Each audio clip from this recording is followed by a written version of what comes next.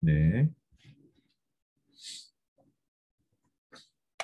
뭐, 네. 소개부터. 아, 빠른 메모가 생겼구나.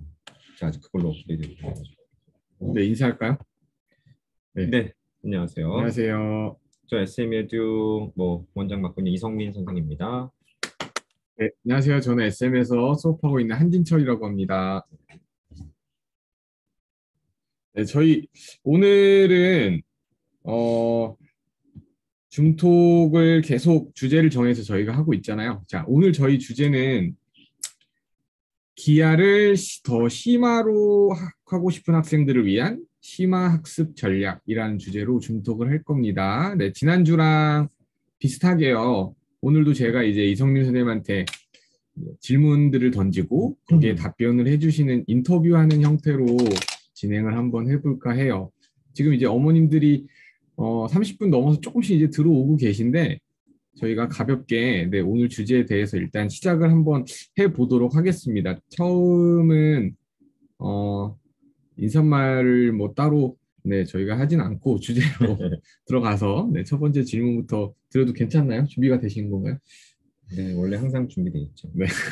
일단은 오늘이 전체적으로 어떤 얘기 하게 될지만 간단히 얘기 드리면, 사실 어머니들이 이 중톡의 가장 장점은 사실 어머니들이 궁금한 거를 계속 답변을 잘 드리는 약간 이제 학원 설명에서도 사실 설명에서도 이제 후반부에 질문은 받지만 상당수가 약간 일방적일 수 있는데 어머니들이 궁금한 걸 뭐라도 남겨주시면 저희가 다 답을 할 겁니다. 다 최대한 답을 할 거고 일단 간단하게 기하를 어떤 식으로 공부하면 좋은지, 언제 하면 좋은지에 대한 그런 제가 준비한 것들 좀 얘기하고, 그 다음에 각각, 그래서 SM에듀의 어떤 단계별, 그거에 맞춰진 수업들은 어떤 게 있는지, 그런 거를 약간 후반에 할 건데, 최대한 길지 않게끔 해보겠지만, 과정이 많아요. 지금 오늘 이 줌톡에서 다루고자 하는 게, 2단계, 2.5단계, 3단계, 3.5까지 해서 그 심화에 대한 전체적인 내용들을 다 얘기하려는 거기 때문에, 사실 이제 요즘 어머니들은 이미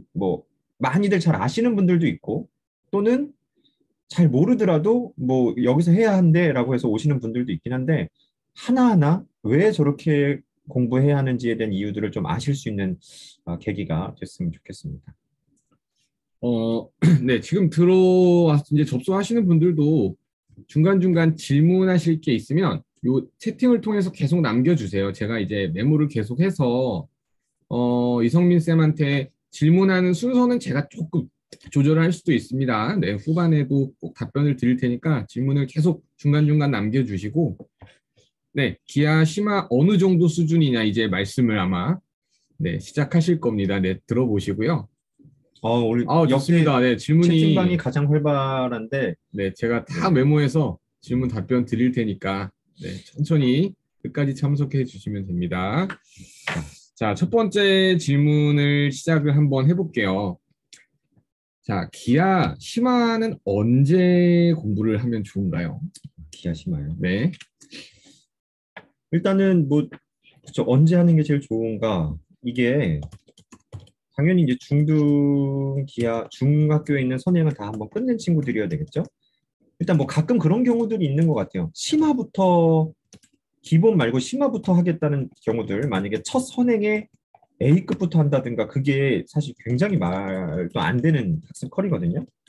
어떤 계단의 단계가 있을 것이고, 심화만 한다고 그 심화를 보는 눈은 바로 생기진 않습니다. 약간씩 이제 계단 형식의 이제 학습을 해야 되는데, 당연히 이제 중등의 전체적인 과정을 한번 다 본 친구들이 그걸 당연히 이제 한번 다시 정리하기 위한 과정일 때 이제 하게 되는 건 거고, 지역마다의 어떤 분위기는 달라요.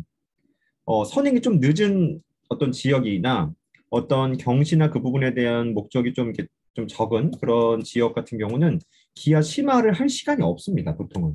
뭐냐면 중등이 끝나는 게 중학교 때예요. 그러니까 중등에 대한 과정이 끝날 때가 중학교 1학년이나 2학년 때쯤이어서 심화로 정리하고 말고 할 새 없이 바로 고등 과정하고 막 그냥 그렇게 해야 되는 게 일반적인데, 대치동은 약간 경치도 가기도 하고 초등 때도 이제 선행을 많이 이제 하기 때문에 기아 심화는 우리가 이제 중등 과정이 중등을 마쳤어요. 그럼 이제 중등은 크게 두 가지로 나눠지죠. 큰 틀에선 대수 쪽 파트랑 기하 파트로 나눠지게 되는데 이 고등 부분은 어머니들이 가끔 질문을 합니다. 선생님, 고등 가면 기하는 뭐가 나오나요? 기본적으로 고등에서는 기하가 따로 있지는 않거든요. 물론 기하적인 성질들이 약간씩 추가되는 부분이 지금 일부는 있지만 거의 다 이제 대수 위주로 해석하는 거예요. 중학교 때 나왔던 이 기하를 고등에서 대수랑 섞어서 함수랑 섞어서 이제 푸는 부분이 좀 있지만 기본적으로 기하는 중등에서 끝납니다. 그럼 아이들이 중학교 열심히 배운 친구들이 고등학교 이제 과정을 배우는 동안에 열심히 하죠. 막 열심히 배웁니다. 근데 상당수가 이 중등의 대수 파트에 대한 연장선인 개념이 좀 많다. 기하가 조금씩은 사용되더라도. 그럼 이제 요걸 하는 동안에 자, 중등 열심히 배웠어요. 고등 열심히 했습니다. 그다음 보통 어디 가게 되죠? 아이들이 이제 뭐 다 다르지만 경시관에 가는 경우들이 꽤 많아요. 그럼 이제 경시관에 가서 시험 볼 때 어머니들이 충격이 휩싸입니다. 뭐냐면 대수는 그럭저럭 시험을 잘 봤는데 기하를 너무 못 봤다라는 거예요. 근데 왜 기하를 못 보게 되는지 아시나요? 이 고등 선행은 최소 1년 정도 걸려요. 그렇죠? 아이가 1년 동안 기하를 한 번도 안 한 거예요. 이 1년 동안. 그렇기 때문에 이 기하는 제가 이제 추천하는 거는 중등이 끝나고 이제 고등 정도 들어갈 시점. 약간 맞물려도 좋고 아니면 고등 들어가 약간 수도 좋은데 고등 하고 있는 이 시점에 기하 심화를 같이 해주면 이 중등 기하의 흐름이 끊기지 않고 계속 쭉 진행할 수가 있게 됩니다. 그래서 경시관 가서도 사실 뭐 경시 쪽 기하랑 중등 기하의 그 차이가 꽤 크거든요. 그 차이를 많이 좁혀주고 심지어 가서도 되게 잘할 수 있는 어떤 포지션에 갈 수 있는 부분이 있기 때문에 고등 선행하고 있을 때 또는 중등이 거의 끝나갈 때 이때가 가장 적절하다 이렇게 볼 수가 있습니다. 네, 좀 이 부분은 답이 됐나요? 어때요? 네, 일단 지금 나중에 좀 들어오신 분들이 계셔서 네, 뭐 이성민 쌤의 결론만 제가 간단하게 정리를 다시 드리면 심화학습의 시기 언제가 적절한가? 네, 중등 과정이 끝난 후 일단 중등 과정이 끝나면서 고등 과정을 학습을 시작한 시기 정도라고 답변을 해주신 거죠. 정리하면. 네네, 그렇죠. 네, 그러면 두 번째 질문 한번 드려볼게요. 어떤 학생이 특별히 기하를 잘 못하는 데는 어떤 이유가 있을까요? 이거는 사실 이제 뭐 얘기하는 방식이 이제 뭐 각각 잘하려면 어떻게 해야 되는지부터 얘기하는 것도 재밌지만 조금 더 이제 현실에서 느끼는 부분들 먼저 이렇게 좀 하다가 그럼 어떤 것들을 잘해야 할까 그걸 역으로 좀 알아가는 과정으로 오늘 대화를 좀 하고 싶어서 이렇게 준비를 했는데요. 아, 기하를 못하는 이유 제가 이제 좀 간단히 써봤습니다. 기하를 못하는 이유. 자, 제가 이제 뭐 하나씩 항목씩 적어가면 나와서 이제 항목 하나씩 나올 건데 그걸 가지고 하나씩 얘기 한번 해보도록 할게요. 기하를 지금 못하는 이유들. 제가 이제 아이들마다 좀 다르겠지만 뭐 어느 학원에 뭐 경시관 또는 경시반에 지금 하고 있는데 다른 것들은 꽤 괜찮은데 기하가 좀 약하다. 또는 뭐 기하도 현재 나쁘지 않은데 더 잘하고 싶다. 뭐 이런 등등으로 저희한테 이제 찾아옵니다. 저한테. 그래서 이제 수업에 왔어요. 수업에 왔을 때 이제 제가 이제 수업하다가 물어봅니다. 자, 삼각형 합동 조건 중에서 RHS, RHA랑 합동 조건 있지? 그럼 얘가 예, 그래요. H가 여기서 무엇을 뜻할까? 라는 걸 물어봤을 때 제가 사실 이게 재밌어서 계속 물어보거든요. H가 뭐라고 물어보면 애들이 뭐라고 대답할까요? 그냥 아이들의 입장에서 대답해 주세요. 아이들의 입장. 아이들 입장. 네. 90도? 90도 또는 높이 두 개 다 답이 진짜 많이 나와요. H니까 H 높이 90도 그렇게 대답하거든요. 근데 이제 이게 황당한 거예요. 이걸 모르면 그동안 이 아이가 기하를 어떻게 배워왔을까? 그 이 합동 조건의 사용이 엄청 많이 됐을 거거든요. 그럼 그동안 아이는 이 합동 조건을 이해하는데 사실 약간 뿌이했을 거예요. 그러니까 불투명했을 겁니다. 명확하게 상이 안 잡혔을 거예요. 근데 이제 뭐 결론 다시 얘기 드리면 RHS, RHA에서 R이 90도를 뜻해요. 근데 이제 90도가 영어 단어로도 어렵지는 않습니다. 라이트 앵글이에요. 그러니까 직각인데 그리고 S랑 A는 다들 잘 알고 있어요. S가 사이드고 A가 앵글인데 일단 H가 영어 단어로서 너무 어려워요. 뭐 하이포테누스 뭐 이런 건데 빗변입니다. 빗변. 근데 어떤 두 삼각형의 합동 조건을 얘기하는데 직각 그리고 빗변, 한변 이런 정확한 조건이 아니고 많은 학원들이나 이제 많은 선생님들이 이렇게 얘기한 거예요, 계속해서. 자, 이들의 합동 RHS, RHA 이 단어만 계속 몇 개월 동안 사용한 겁니다. 아마 이 단어의 뜻을 설명을 안 듣진 않았을 거예요. 분명히 들은 적은 있을 겁니다. 근데 아이들이 어느 순간 그 선생님도 강조 안 하고 계속 단어만 계속 보니까 이 하나하나의 의미가 무엇인지 상당수가 놓치고 그냥 단어로만 계속 듣고 정작 물어봤을 때 모르고 있다라는 거예요. 그래서 기하를 못하는 이유 중에 상당수는 이 아주 기초적인 용어의 뜻을 진짜 이 아이가 알고 있는가. 문제를 풀 수 있느냐 없느냐는 좀 별개입니다. 그 부분은 좀 후반인 거고 정말 알아야 할 그걸 알고 있는가? 어머니도 한번 오늘 집에서 있다가 한번 아이한테 확인해 보세요. 자, 아이야? 자, RHS 합동 조건 알고 있니? 하면 네, 알아요. 그럼 H가 뭘까? 그럼 이제 어머니들도 충격이 휩싸일 수 있어.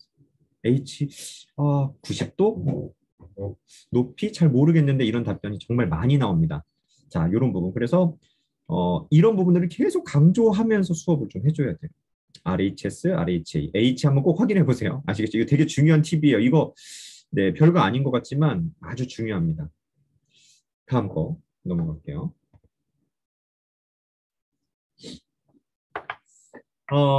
정의와 성질을 정확하게 외우지 않는 아이. 제가 이 부분은 뭐 재밌어서 예전에 영상으로도 하나 만들었었어요. 어떻게 했었냐면 선생님 저 기하를 너무 못하는데요. 기하를 어떻게 해야지 잘할 수 있을까요? 어떤 아이가 막 되게 순수하고 이렇게 밝은 톤으로 이렇게 막 물어봐요. 그래서 기하를 못한다고? 너 외심이 뭔지 아니? 아니요. 그럼 당연히 못하지 않을까요, 기하를? 전 이거를 약간 좀 재미있게 좀 비유를 많이 하는데 영어 수업으로 비교해 봅시다. 영어 수업. 선생님, 저 영어를 너무 못해서 걱정이에요. 그래? 너 알파벳 쓸 줄 아니? 아니요. 그럼 무슨 대화가 더 필요합니까? 이게 수학이 누가 자꾸 이게 암기 과목이 아니고 응용하는 과목이다 뭐 이렇게 맞아요, 응용인데 암기 최소한적인 그 약속들 정의와 성질들은 충분히 숙지를 하고 그것을 가지고 응용을 해야 되는데 아이들이 상당수 그냥 보는 거예요. 그냥 이렇게 그냥 읽어보고 맞는 말이구나 이렇게 해서 넘어가게 되면 제대로 된 실력이 좀 안 쌓입니다. 그래서 정의와 성질들을 정확히 외우게끔 해야 되는데 보통 이게 그렇게 많이 체크되지 않아요. 수업에서. 계속해서 아이들이 알고 있는지 테스트를 뭐 쓸 수 있는지 그런 테스트들이 계속 좀 확인되어야지 아이들이 이제 확실하게 기하를 잘할 수 있다. 정의와 성질. 한번 꼭 이것도 확인해 보시면 놀랄 겁니다. 너 외심 작도법이 뭔지 아니? 내심 작도법 뭔지 아니? 아마 네, 생각보다 아이들이 들은 적은 있지만 스스로 생각을 해낼 수는 없다. 많이들. 네. 자, 그림에 의존하는 아이. 기하를 못하는 아이. 이게 기하가 되게 매력적이잖아요. 그림이 있어가지고 그 그림이 이제 보이니까 애들의 입장에서는 만화책 같은가 봐요. 그래서 일단 문제를 안 읽고 그림만 이렇게 보는 경우들도 있어요. 그림만 한참 보다가 하도 안 풀려서 아이가 문제를 읽었더니 근데 스스로 깨닫는 경우도 있고 누군가 잡아주기도 하죠. 너 이 조건 읽었어? 하면 애가 하면서 막 10분 넘게 고민했는데 알고 봤더니 문제 써 있는 거를 적용을 안 해서 못 풀었다든가 그런 경우도 생각보다 좀 나오거든요. 그래서 뭐 그런 경우들도 있고 또 그림에 의존하는 경우가 그림에서 90도처럼 보이면 아이가 그냥 90도예요. 그냥 그림에 있는 조건을 너무나도 의존하고 그림에서 3cm보다 좀 짧아 보이면 답은 그냥 아이는 2cm입니다. 근데 이제 그런 게 중2 과정 정도 할 때나 좀 과정까지나 좀 먹히고 그 이제 중3 과정 정도 들어가면서부터는 상당수 아이들이 정답률이나 그런 게 급격히 떨어져요. 이제 무리수가 사용되기 때문에. 그래서 그림이 조금 약간 일부러 좀 엉망이 되게끔 되어 있는 문제도 풀어보기도 하고 아이들한테 그림에 의존하지 않고 논리적인 부분을 어떻게 했는지 점검하는 게 계속 좀 필요하다고 좀 보입니다. 네. 그다음 코너처럼 읽어주시고 제가 대답을 할까요? 이거 저도 어제 굉장히 강조했던 이야기인데 전체 계산식을 쓰지 못하는 아이. 이게 이제 어떤 거냐면 이 수학은 너무 많아요. 종이가 이렇게 있으면은 만약에 이제 이게 만약에 종이라 쳐봅시다. 종이 이렇게 뭐 문제 이렇게 있으면은 아이들이 이렇게 풉니다. 이렇게 하다가 이렇게 해서 이렇게 답이 얼마다. 뭐 심지어 박스 쳐주면 다행이고 안 치기도 합니다. 여기 어딘가 답이 있어요. 이거가 이게 이제 환장해요. 이게 아이들이 그러니까 문제를 그냥 이것저것 조금씩 해가지고 그냥 이렇게 세우려고 하는데 저는 이제 강조하는 방식 중에서는 첫 번째씩만은, 그러니까 계산은 연습장에다 하든 딴 데도 좋은데, 이 문제를 풀기 위한 첫 번째씩만은 어떤 한 약분 과정도 없이 그대로 다시 한번 찾아봐도 네가 그걸 확인할 수 있도록 그대로를 한번 쭉 써놔라. 그래야지 그것을 이제 검산하기도 쉽고 이렇게 편하다. 그런데 전체 계산식을 잘 못 세워요. 아이들이 부분 부분만 세우고 일단은 기본적으로 습관 자체가 안 돼 있습니다. 능력이 있어도 습관이 안 돼 있고 그리고 그 능력이 없는 경우들도 많아요. 그래서 기하도 역시 수학적 도형의 아이디어는 필요하지만 결국은 식은 계산으로 풀잖아요. 그 부분이 되게 중요하죠. 너무너무 중요하죠. 네. 또 글씨가 엉망인 아이들. 네, 이거는 기하뿐만 아니라 사실 전체적인 학습에 되게 큰 영향이 있어요. 이게 제가 봤을 때는 언제 무너지느냐의 차이인데 보통은 중3까지는 어느 정도 버티다가 고등 때 많이 무너지는 것 같아요. 수학 기준으로는. 글씨가 엉망이면 글씨 엉망이라는 거는 뭐 여러 가지가 있어요. 하나는 글씨는 잘 쓰긴 쓰지만 너무 느리고 이제 손 근육이 좀 덜 발달한 아이도 있고 그리고 글씨 자체가 너무 엉망이어서 자기도 잘 못 알아보고 이 이제 사실 결국은 우리가 이제 무언가 표현하고 그것을 누군가랑 교류도 하고 자기 스스로도 다시 교류하잖아요. 자기가 쓴 걸 다시 봐야 되니까 그런 과정 속에서 글씨가 엉망인 친구들은 기하 부분에서도 되게 많이 무너져 있습니다. 계산도 많이 틀리고 자기가 6이라고 썼는지 A라고 뭐 9라고 썼는지 A라고 썼는지 이런 부분에서도 좀 글씨가 잡혀줘야 돼요. 그래서 저 같은 경우는 좀 약간 심각한 아이들은 학원 올 때마다 글씨 연습을 한 바닥씩 시키고 보냅니다. 한 바닥씩. 잘 잡힐 때까지 계속. 그렇게 계속 하면 조금 잡히긴 하는데, 이건 근데 꾸준하게 잡아줘야 돼요. 그래서 뭐, 이 정도 가볍게 이건 얘기해 볼게요. 이 처음부터 이렇게 시간 많이 가면 안 되는데, 자, 저희 할 얘기 많은데. 네, 또 문제를 보고 가만히 있는 아이. 이건 뭐냐면요. 어, 제가 이제 이렇게 얘기하면 뭐냐면, 아이가 문제를 딱 이제 봤어요. 어떤 아이들은 뭐라도 막 표시하고 이렇게 체크하는데 기하를 못하는 친구들, 이 아이는 아마 기하뿐만 아니라 수학 전체적인 게 조금 약할 겁니다. 이 친구들이 어떻게 하고 있냐면 한 3분 시간 주죠. 3분 동안 가만히 보고만 있어요. 근데 그 아이의 논리는 뭔지 알아요? 뭐냐면요. 선생님 뭘 알아야 뭐라도 표시하죠가 얘기하는데 저는 늘 반대로 얘기합니다. 뭐라도 표시해야 그 다음 게 보인다고. 이 각이랑 이 각이 같겠구나. 이 각이 합이 90도겠구나. 이 문제에 나와 있는 길이들, 그냥 당연히 맞는 내용들을 하나하나 그림에 옮겨서 표시도 해보고 해야 그 다음 게 막 보이고 수학적인 원리들이 조금씩 이제 확장이 되는데 보통은 가만히 있어요. 가만히. 그런 친구들이 절대 할 수가 없습니다. 그래서 문제를 어떻게든 뭐라도 해보려고 하는 그 과정 자체가 아이의 실력을 좀 좌우하는데 가만히 있는 친구들, 이런 친구들이 또 기하를 못하게 돼요. 그래서 이런 부분들도 계속해서 자극을 줘야 돼요. 어떻게 해야 되는지, 어떤 부분을 표시를 시작해야 하는지 이런 부분들. 일단 뭐 여기까지. 네, 알겠습니다. 지금 어머님들 계속 들어오고 계신데, 네, 지금 질문 저희가 받아서 이제 답변 드리는 시간이 후반에 있는데요. 지금 중간중간 계속 질문을 남겨주시면 제가 따로 정리해서 그 질문 순번을 정해서 이렇게 질문을 드릴게요. 네, 이따 쓰지 마시고 중간중간 계속 적어주시면 됩니다. 지금 현재 제가 그냥 두 가지 정도 얘기했잖아요. 기하 심화를 언제 하면 좋은지와 네, 그리고 잘 못하는 아이들의 기하를 이유. 못하는 이유 두 가지 얘기 드렸는데 혹시 현재까지 질문 중에서 이 정도에서 간단하게 뭐 약간 피드백 할 만한 질문 있을까요? 그걸 먼저 그러면 질문 왜냐면 하나 약간 이렇게 드려볼게요. 계속 얘기하고 하기보단 중간에 교류하는 게 더 좋은 것 같아요. 네네. 어머님들이 질문하신 것 중에 자, 기하 심화학습이라면 어느 정도 수준인가요? 혹시 A급 정도라고 질문을 하셨어요? 이제 심화학습. 그러니까 이제 이 질문이 되게 중의적으로 들리는데 뭐냐면 그러니까 저의 심화학습은 이 수준인가요의 질문일 수도 있고 또는 심화까지 한 친구들이 이제 그 다음 것을 그러니까 심화까지 한 친구들이 이제 제 수업을 들은다면 어디까지 한 친구들이 이걸 들어야 하나요에 대한 질문일 수도 있고 한데 제가 두 가지로 다 얘기해 볼게요. 일단은 기하를 평상시 선행해서 심화까지 어느 정도 했다라는 친구들은 기준이 저는 A급이 그 기준이 되진 않았으면 좋겠어요. A급은 정말 어렵습니다. 그 A급을 정말 열심히 공부하고 막 어디 뭐 심화까지 다 했고 황땡 학원에서도 이미 다 심화까지 했고 심지어 A급까지 풀었고 심지어 경시 학원까지도 다니고 있다라고 합니다. 그런 친구들한테 제가 A급 문제를 조금씩 조금씩 뽑아가지고 몇 문제 주죠. 거의 다 못 풉니다. 아이들이 이제 그 단원할 때 잠시 이렇게 뭐 배워서 이해할 수 있지만 스스로 잘 풀지는 잘 못해요. 제가 봤을 때 이제 선행에 있어서는 뭐 선행 있을 때 한 번 돌고 두 번 돌잖아요. 두 번째 문제집이 뭐 최상이나 아니면 한 일품 수학 그 정도 난이도까지를 한번 쭉 해서 어느 정도 아이가 많이 풀어내고 조금씩 도움 받은 부분도 있겠지만 그런 게 해결됐으면 일단 어느 정도는 한번 다 봤습니다 정도의 조건은 되는 것 같아요. 그럼 그런 친구들이 기하 2단계 정도를 볼 수 있는 준비 상태는 되는 것 같아요. 잠시만요. 음소거 제가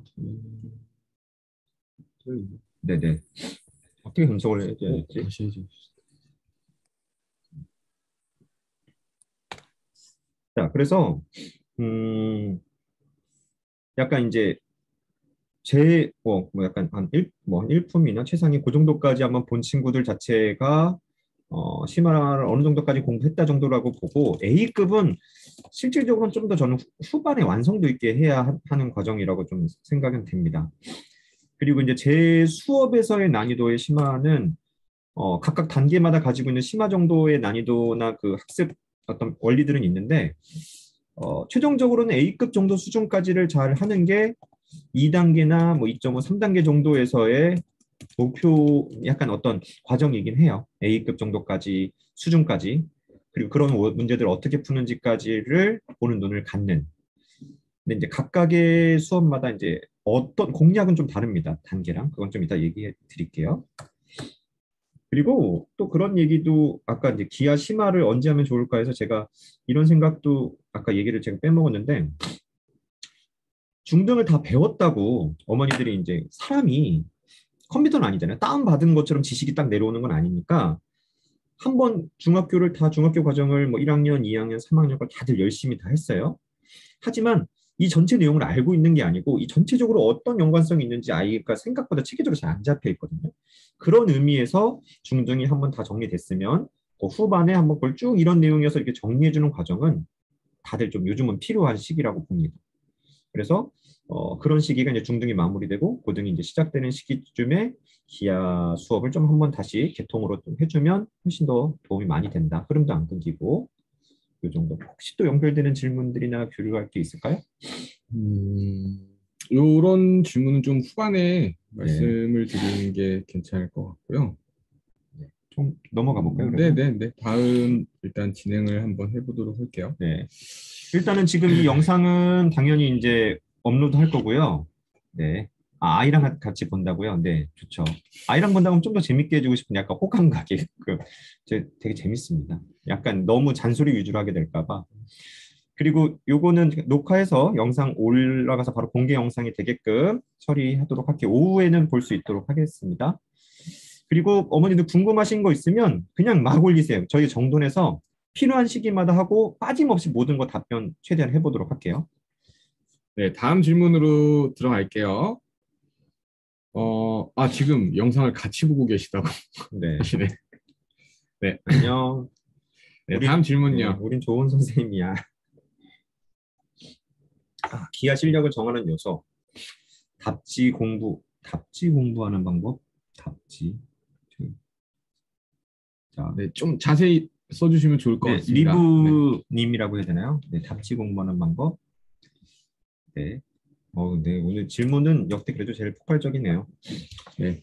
다음 질문은 네. 해주셔야죠. 아이들의 기하 실력을 결정하는 요소는 어떤 것들이 있는지. 사실 이게 어렵죠. 이게 너무 복합적인 것 같아요. 그 아이의 삶의 경험이든 뭐든 이런 것들이 다 녹아 있는 거잖아요. 성격 뭐 다 녹아 있는 건데 그냥 항목으로 좀 정할 수 있는 것들을 좀 정해 보긴 했어요. 첫 번째, 뭐 공간 지각력. 이게 뭐 저도 이 얘기들을 하지만 공간지각 능력 요즘은 이런 표현 안 하나요? 옛날에 이게 바로 주차 능력이다. 그쵸? 이렇게 주차 잘하려면 이게 필요하다. 뭐 상대적으로 남자아이들이 조금 더 높다라는 경우도 있는데 이 얘기에서는 그런 얘기도 좀 들은 적이 있습니다. 뭐 사실 이런 것들은 다 뭐 그냥 이렇게 들은 정도 얘기지만 어렸을 때 놀이터나 그런 공간 쪽으로 많이 뛰어놀고 한 친구들이 이런 공간지각력이 조금 더 좋다고도 해요. 약간 그러니까 남자애들이 워낙 더 뛰어노는 경우들이 많긴 한 거잖아요. 보통 이렇게 더 장난꾸러기도 많고. 그래서 공간지각 능력이 그런 부분에도 영향을 준다지만 사실 우리가 이제 생각하는 게 꼭 공간지각 능력이라기보다는 결국 상상의 영역이랑 좀 비슷한 것 같아요.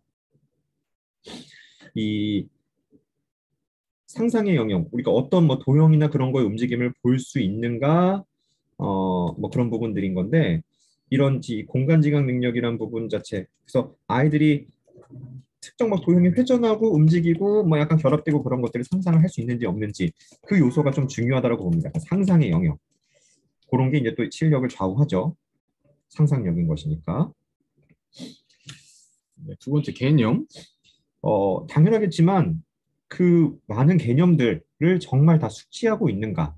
이 개념은 약간 세부적으로는 정말 우리가 아이가 알았어야 할 그 개념들을 아이가 공식대로 최선적으로 암기되어 있느냐 정도에 대한 최선적인 테스트와 그 중에 주요한 개념들은 증명할 수까지 있는지까지 이 두 가지가 같이 좀 검증이 되어야 하거든요. 근데 상당수 아이들이 증명도 그렇게까지 열심히도 안 되어 있지만 개념도 많이 놓쳐 있습니다. 근데 이 두 가지가 다 잡혀 있어야지 실력으로 잡혀요. 다시 정리해 볼게요. 개념의 총량에 대한 암기, 두 번째는 그 핵심 개념들에 대한 약간 확장성 있는 개념에 대한 부분들인 드린 건데 그런 것들에 대한 증명까지 가능한가 이런 부분이 좀 중요하다. 자, 다음. 자, 세 번째는 유형. 사실 이제 이 유형이라는 것 자체가 이제 아이들이 이제 핵심적으로 이제 다뤄야 될 그 문제들이 있겠죠. 그래서 가끔 그런 학습을 하는 곳들이 있어요.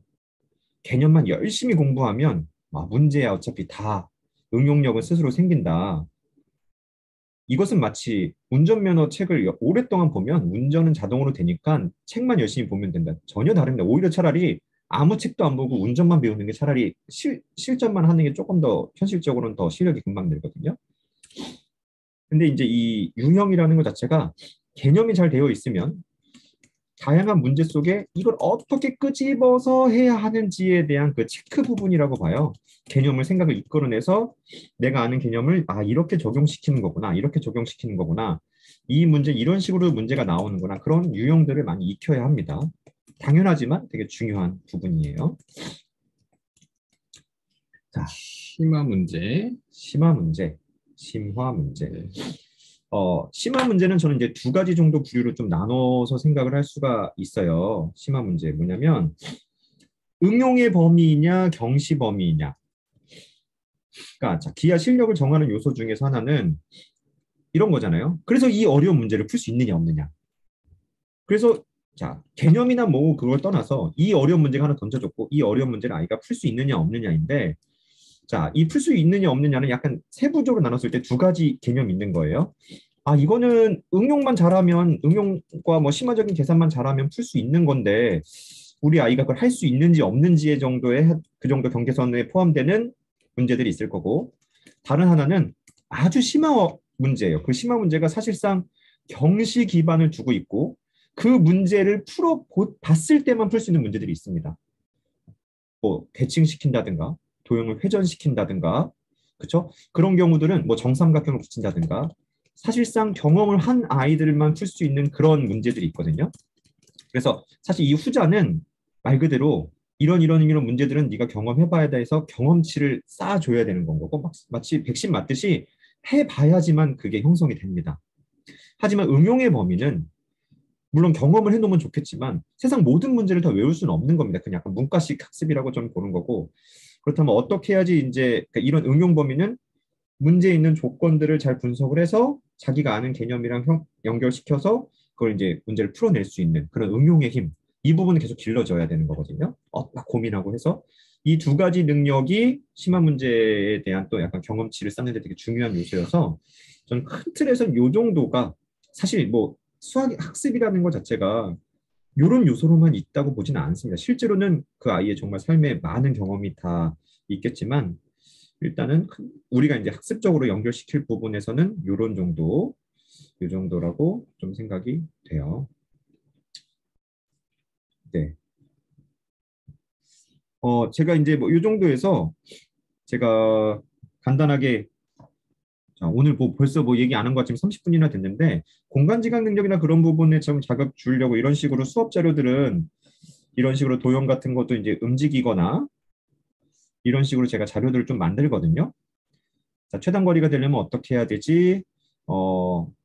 여기 일직선상이 있어야 되지. 그래서 아이들이 실제 이제 보면서 경험을 하게 되면은 당연히 그 공간지각 능력이나 상상력 부분이 자극이 됩니다. 스스로 본 적이 없는 걸 상상하는 게 힘들지만 본 후에는 그 부분이 상상은 어려운 게 아니기 때문에 이런 식으로 뭐 블럭이 빠진다든가 이런 부분들도 네, 다 자료들을 좀 최대한 이런 자료들을 만들면서 수업을 뭐 진행하고 있어요. 뭐 피타고라스도 뭐 이렇게 등적 변형을 얘들아 해주고 그다음 이게 사스 합동이다. 다시 등적 변형 해준다. 이 과정에서 요 넓이가 이쪽으로 이렇게 오는 거다. 이런 내용들을 좀 설명해 주거든요. 그래서 또 이제 이런 부분들도 도형을 이렇게 옮겨주고 옮겨줘서 이거 중2 피타고라스 중2에서 등장하는 증명 방식인 건데 이렇게 옮겨줘서 증명을 할 수 있다. 지금 자세한 증명을 하지 않겠습니다. 아이도 있으니까 해줄까요? 재미로? 재미로라고 하다니 그쵸? 수학이 재밌다고요, 선생님? 네, 근데 재미있습니다. 우리가 이제 모든 걸 막 게임하듯이 재밌진 않더라도 원리를 이해하고 그걸로 하나씩 알아가는 것 자체가 어떻게 보면 좀 즐거움이 하나가 될 수 있어요. 너무나도 막 숙제해야 되고 막 고통으로만 있는 건 아닙니다. 깨달음의 영역은 즐겁고 옛날에는 공부도 취미 한 종류라고 했잖아요. 약간 가진 사람들만 할 수 있었고. 흰색 부분은 자 이게 뭐냐면요. 큰 정사각형에 작은 정사각형이 들어있는 그림이에요. 그럼 얘네들은 다 합동이 됩니다. 우리 합동 조건 한번 볼까요? 아까도 강조했었으니까. 갑자기 수업해서 당황하시죠, 어머니들도. 자, 정사각형이니까 여기 다 직각이에요. 맞나요? 여기도 길이는 C가 됩니다. 자, 그런데 자, 그냥 합동은 잘 안 찾아져요. 그럼 우리가 이제 어떤 애들은 또 가만히 있는 거죠. 근데 여기에 제가 각도를 하나 써볼게요. A가 있네요. 알파, 베타. 알파 더하기 베타가 지금 몇 도죠? 90도입니다. 직각이니까. 그럼 여기서 요 각은 얼마일 수밖에 없냐면 이 둘의 합이 90도인데 여기 직각이니까 여기도 합이 90도 맞죠? 그럼 여기 각은 얼마죠? 베타죠. 그럼 여기가 베타가 되고 여긴 다시 알파가 됩니다. 그럼 여기서 지금 이때 1번 도형, 2번 도형, 3번, 아니 잘안 보이네. 4번 도형 이 4개의 삼각형이 있는데 4개의 삼각형이 다 합동임을 알 수가 있습니다. 합동 조건 한번 찾아볼까요? ASA라고도 하긴 하지만 직각이 있죠. 빗변이 있죠. 빗변. 그리고 한각이 같으므로 이거 RHA 합동이 됩니다. RHA. 그래서 여기 길이가 A가 되고 여기 길이가 B가 되고 A가 되고 다 B가 된다라는 것을 알 수가 있어요. 자, 그럼 여기서 포인트. 이게 원래 중3의 증명도 있고 중2의 증명도 있는데 중2의 증명으로 가볼게요. 지금 이 넓이가 얼마죠? 한진철 기자님. C의 제곱이죠. 네, 이 부분의 넓이는 C제곱입니다. 도형을 옮겨볼게요. 흰색 부분의 넓이는 여전히 C제곱입니다. 맞나요? 그렇죠. 자, 이렇게도 C제곱. 흰색 부분의 넓이는 이렇게도 C제곱. 그럼 여기서 남아있는 이 흰색 부분 두 개가 아까 흰색 부분 넓이와 같아야 되는데 아까 이쪽이 A였었어요. 그럼 여기가 A제곱이 될 거고 짧은 게 B였으니까 B제곱. 그래서 A제곱 더하기 B제곱인데 그 넓이가 아이고 제가 여기는 안 만들어놨네. 여기서 그게 여기서 C제곱과 같다. 이 C제곱이 자 네, 이렇게 갑자기 너무 개념 강의를 하게 돼서 우리 5학년 친구가 딱 단번에 이해를 했으면 좋겠네요. 엄마 이게 잘 돼. 근데 이제 지금 제가 약간 학습적으로 여기 지금 약간 발표를 위한 지금 세팅으로 해서 좀 필기나 이게 자연스럽지 않은데 자 이해 부탁드립니다. 네. 아니 피타고라스의 정리의 증명법을 지금 이 방에 들어 계신 어머님들도 중2 과정에서 이렇게 증명을 하면 좋겠다라는 거를 너무 한 번에 알아보실 수 있을 것 같아요. 그죠? 네, 다음 질문으로 넘어가겠습니다. 자, 이성민 선생님이 기하 수업은 왜 2단계, 2.5단계, 3단계 이런 식의 이름을 붙이신 건가요? 일단은 뭐 계기가 있다기보다는 예전에는 기아 기본, 기아 심화, 혁명 기아의 아이디어 뭐 이런 식의 이름 그리고 뭐 지중상 이런 등등의 개별적인 이름을 갖고 있었었는데 일단 전체적으로 이게 큰 틀에서 이게 하나의 시스템이고 아이들이 다 경험해야 될 전체적인 과정이라는 것을 좀 보여주기 위해서 일단 기아 기본을 1단계, 그 다음에 기아 심화를 2단계, 기아 혁명 기아 아이디어를 3단계라는 이름으로 일단 붙이게 됐습니다. 그래서 사실 별거 아니지만 이게 되게 신기한 거지만 이렇게 이름이 잡힌 후 아이들이 훨씬 더 많이 듣게 됐어요. 되게 뭐 신기하지만. 그리고 이제 과정을 진행하면서 좀, 1단계, 2단계, 3단계 말고 조금 더 중간 과정이 좀 필요함을 느꼈습니다. 그래서 조금 더 많은 문제 쪽에다가 컨셉을 잡은 게 2단계와 3단계, 이름을 고친 것이 아니라 이 중간 정도 다는 과정이 필요하겠다 해서 2.5단계.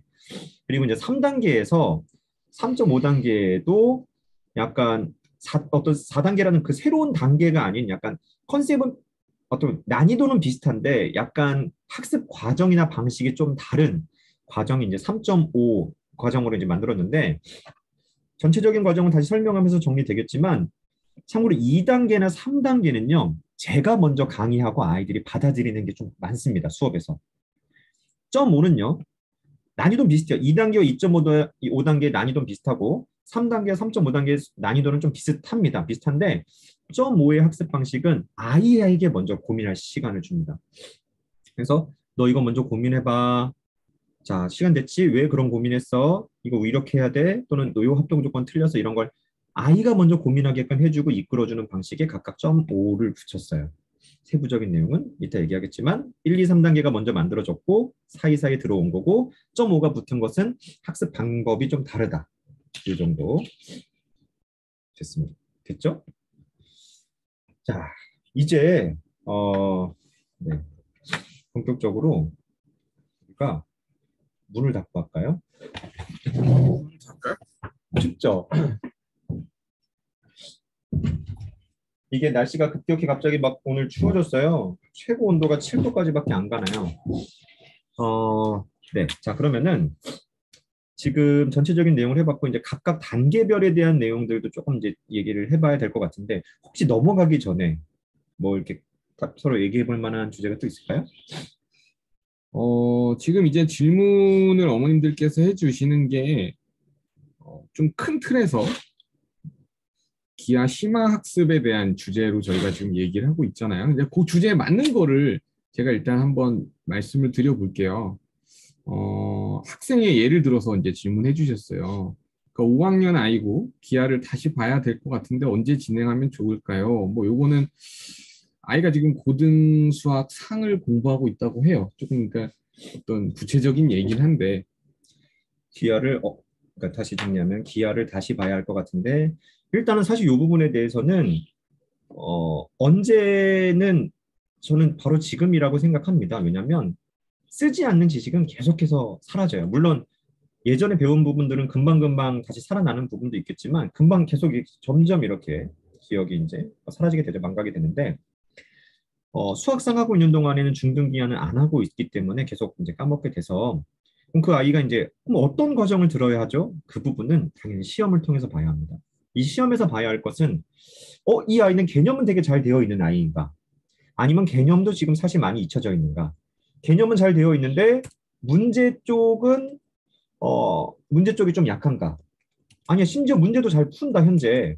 근데 감을 잃지 않기 위해서 조금 더 심화를 보는 눈을 키워보는 건 어떤가? 이런 정도를 테스트를 통해서 다 판단할 수 있거든요. 2단계냐, 2.5단계냐, 3단계냐로 좀 나눠지는 건데, 그것은 이제 시험을 통해서, 사실 상담으로만 나눠지는 거 자체가 그렇게 흔치는 않습니다.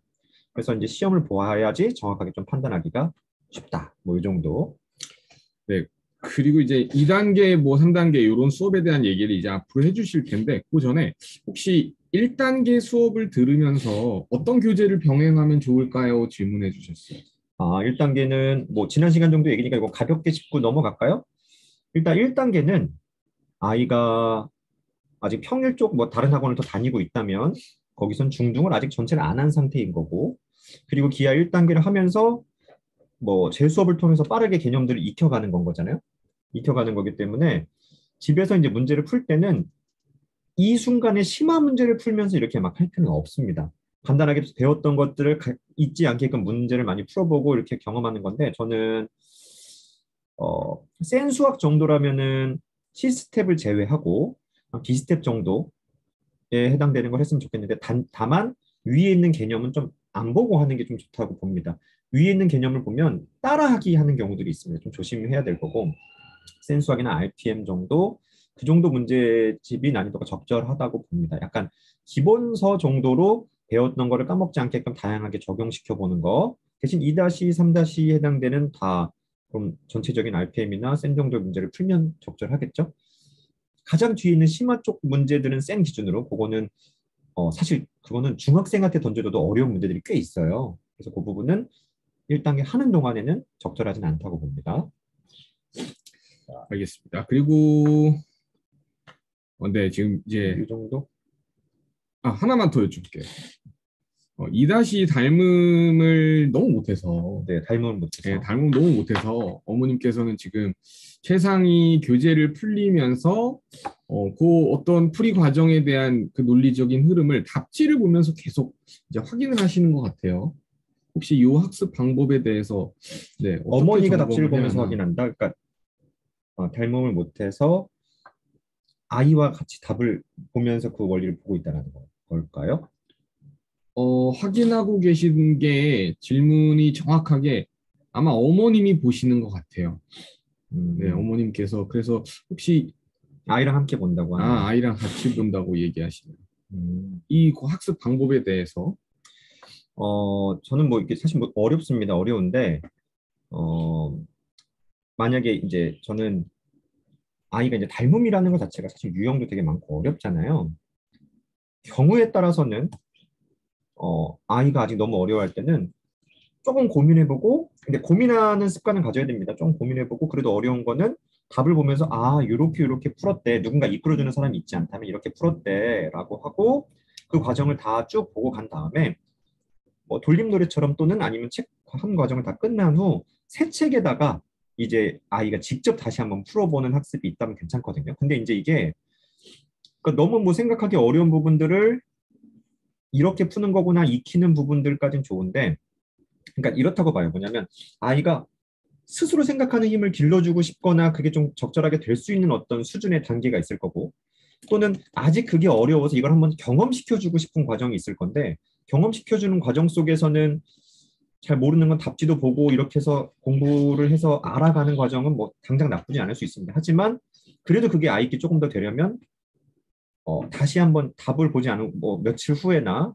아니면 뭐 책을 다 마친 후 다시 한번 최대한 보면서 이번에는 스스로 할 수 있는 양이 많게끔 이렇게 하는 것 자체가 뭐 좋을 수 있다. 이거 굉장히 길게 얘기해야 될 주제인 것 같아요. 네.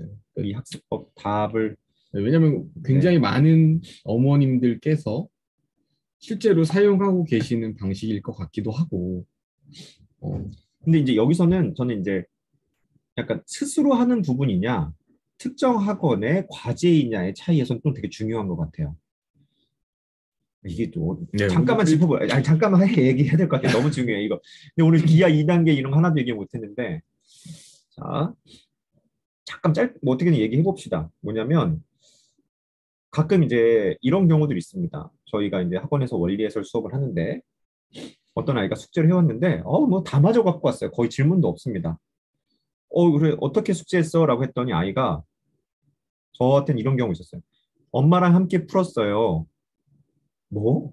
엄마랑 함께 푼다는 게 무슨 뜻이니? 왜 숙제를 함께 했다는 거니? 무슨 소리야? 또는 인강 보면서 같이 했어요. 이런 얘기 하는 경우들이 있거든요. 그러니까 스스로 약간 풀기 힘들어서 그런 걸 뭐 부모님이랑 같이 한다든가 시간도 너무 오래 걸리고 하니까 같이 한다든가 인강을 틀어놓으면서 보면서 또는 모르는 것들을 보면서 했다. 뭐 어떤 순간에 뭐 사실 그럴 수도 있습니다. 뭐 그럴 수도 있는데 근데 이제 우리가 그 아이가 과제라는 걸 그냥 한 번씩 그냥 이해하고 알고 가면 되는 것이냐 아니면 고민하는 시간이랑 그 고민하는 학습 부분까지 좀 이렇게 고민하는 어떤 실력, 고민하면서 실력이 좀 많이 는다고 보거든요. 그런 걸 통해서 실력을 만들어서 계속 다음 과정을 함께 가야 하는 것이냐라는 관점에서 실력이 쌓여야 되는데 엄마랑 함께 한다든가 답을 자꾸 참고한다든가 뭐 인간 같은 걸 보면서 그냥 따라한다든가 그럼 스스로 고민하는 과정 자체가 깊이 있게 형성이 잘 안 됩니다. 그런 친구들이 그 과정은 뭐 그럴듯하게 마무리될 수 있어요. 근데 시간 지나죠? 그 다음 과정에서의 따라갈 수 있는 어떤 근성이든 실력이든 저는 형성이 대부분 많이 안 된 것 같아요. 대수 쪽이나 진짜 수업에서는 좀 어땠어요? 비슷한 애들 있죠? 그러니까 지금 말씀하신 상황의 아이들이 항상 있습니다. 늘 있어요. 그러니까 과제를 해오는 모습이나 수업 시간에 물론 저하고 같이 있는 공간 안에서는 아이 스스로의 능력밖에는 이제 발휘를 할 수가 없는데 이제 과제해오는 모습을 보면 풀이 과정에는 이 문제를 이렇게 풀지 말아야 하는데라는 풀이 과정이 적혀 있어요. 근데 답은 맞았어. 근데 물어보면 엄마가 도와줬다고 합니다.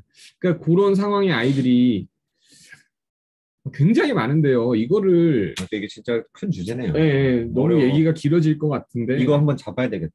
잡아요. 엄마랑 함께 숙제하는 거 괜찮은가요?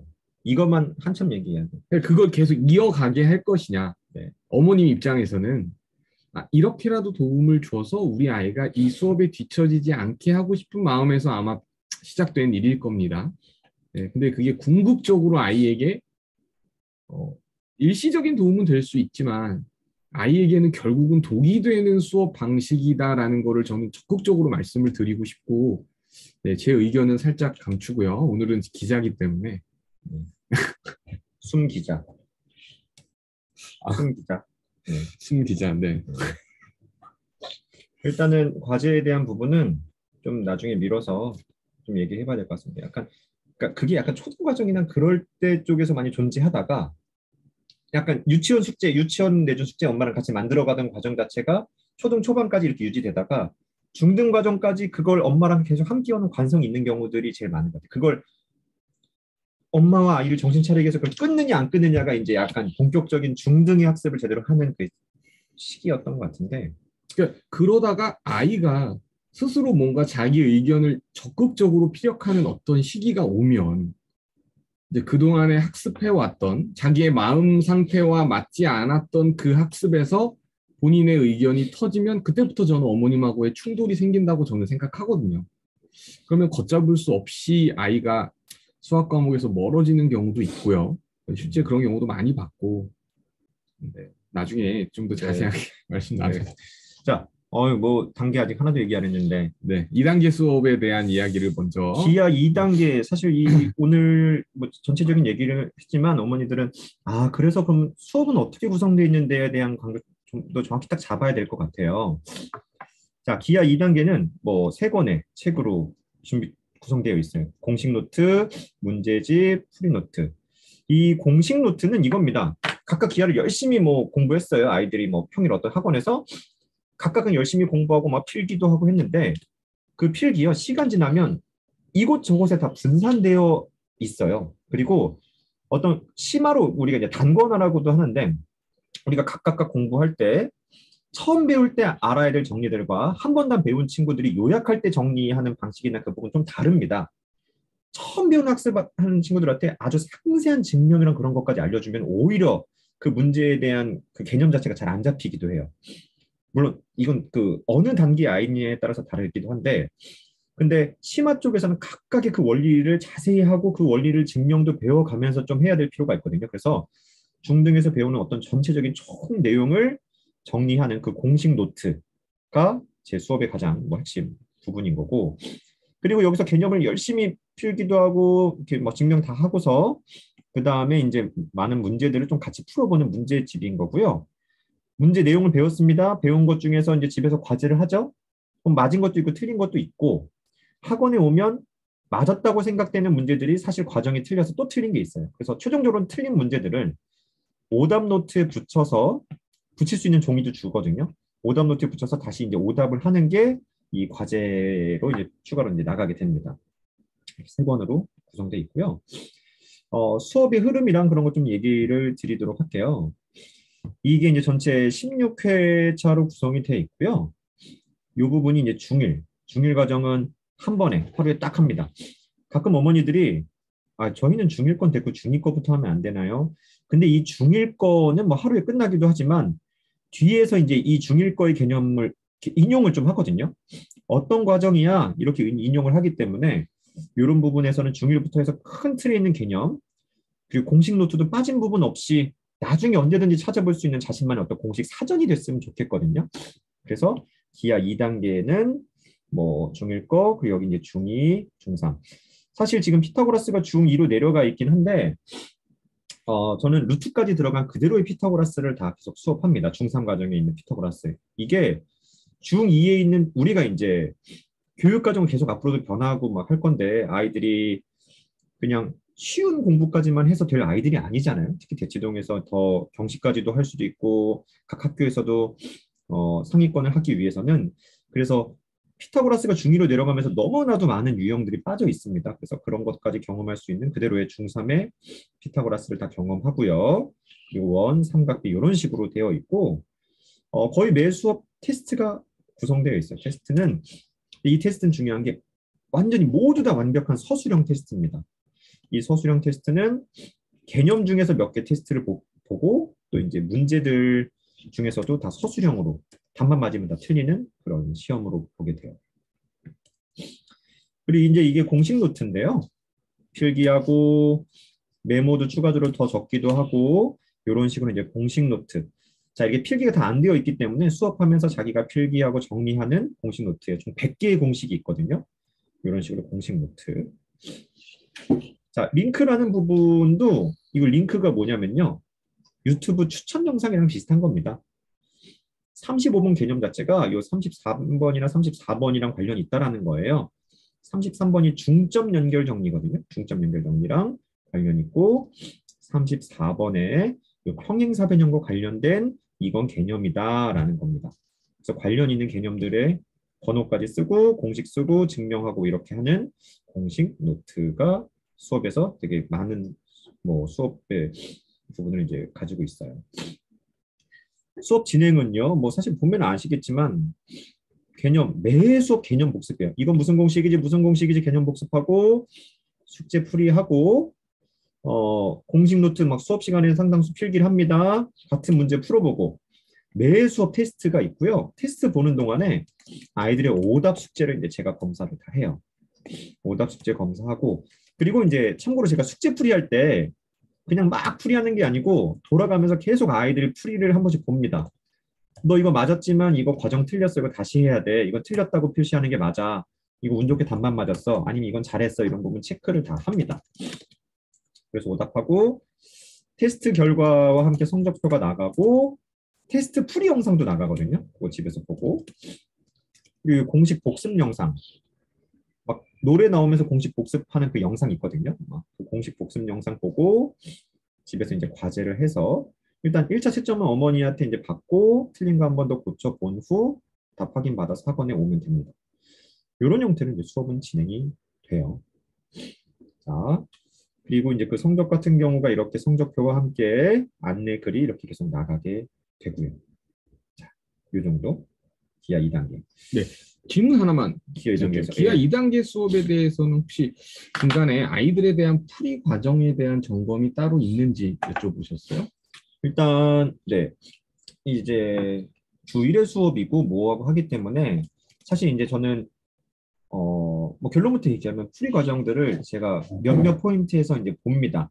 보는데 보통 이제 기하 1단계나 그런 과정 속에서는 풀이 과정 자체가 크게 길지는 않아요. 애들이 거의 답으로 단답식으로 금방금방 나오고 시기 좀 짧은 편이기도 하고 세부적으로 하나하나 다 볼 시간이 이렇게 많지는 않습니다. 제가 끌어가야 할 내용들이 많기 때문에. 근데 만약에 이제 뭐 이게 평일 수업이었고 한다면 당연히 아이들 다 한 명 한 명 다 검토하는 시간이 있겠지만 주 1회 수업이나 끌어갈 양 때문에 많이는 못 보는 게 이제 현실이지만 기하 2단계 정도에서는 이 부분이 되게 중요해요. 운 좋게 답만 맞는 경우들도 많기 때문에 과정을 아이들의 풀이를 자세하게 좀 보는 게 자, 숙제 풀이에서는 제가 아이들을 수업 설명하면서 계속해서 돌면서 야 요거 이거 답만 맞아서 이거 넌 틀린 거야. 설명 한번 해볼래? 합동 조건 써볼래? 계속 체크하고요. 그 다음에 유형 문제 풀면서도 제가 돌면서도 보기도 합니다. 유형 풀 시간이 이렇게 많이는 못 주는 편이에요. 그 다음에 아이들 서술형 테스트를 보면 그걸 다 걷어서 채점해서 그 결과가 성적표에 반영되는 거기 때문에 다 과정을 체크하게 되는 거고요. 그리고 시험 보는 동안 제가 아이들의 개별적인 오답 노트를 다 그건 직접 다 검사하거든요. 시험 보는 시간 동안. 그러면서 그 아이들이 서술을 제대로 했는지에 대한 검사. 이런 형태로 구성이 돼요. 그래서 이 정도로 이제 검사를 하게 됩니다. 혹시 2단계에서 할 얘기 또 있을까요? 1단계 정도? 네네. 이 정도면 되고요. 2.5단계 얘기를 해주시면 될 것 같아요. 2.5단계입니다. 그럼 2단계를 거치게 되면 무엇이 되냐면 개념에 대한 뼈대는 잘 잡히게 됩니다. 2단계에서는 주로 테스트하는 게 제가 아까 강의 계획서 보면 잠깐 하나만 다시 얘기할게요. 자, 이 강의 계획서 보시면은 테스트가 공식 테스트가 있지만 여기 누적 공식 테스트가 있어요. 공식 범위가 1에서 40이네요. 지금까지 배웠던 공식을 다 암기해서 쓸 수 있는지에 대한 시험입니다.